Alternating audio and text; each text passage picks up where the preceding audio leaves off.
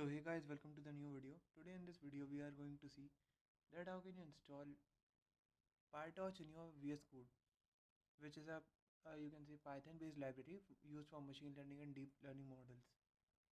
So firstly you need two things, that is pip and Python installed on your computer, and then let's move in your VS Code and open your desired folder.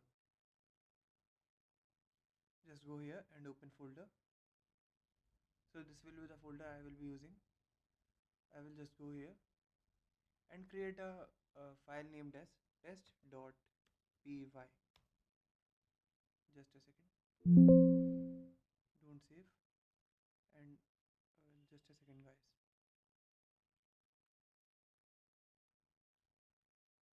.py.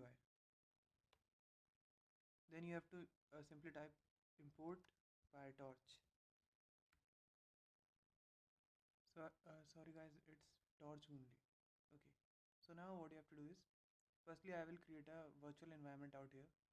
Student run commands and then create environment and then virtual environment, just to simply download all my project specific dependencies only in this virtual environment, not on my global machine. This will take some seconds. It is being created.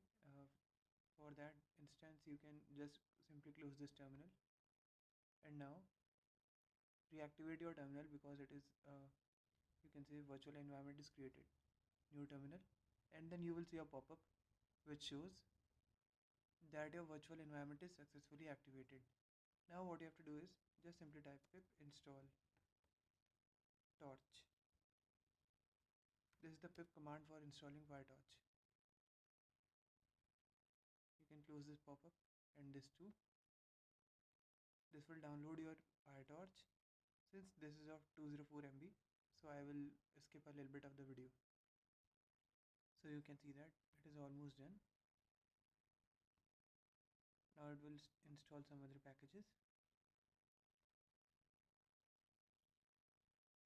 So it is done now, and now you can see that the yellow line under this, that is the warning, is also gone. Now if you want to check that, to make sure that it is successfully installed or not, just type print statement here. Print, and then simply type like done something, print. So just save this and then run it from your terminal, python test.py. If it is showing done, that means you have successfully installed this.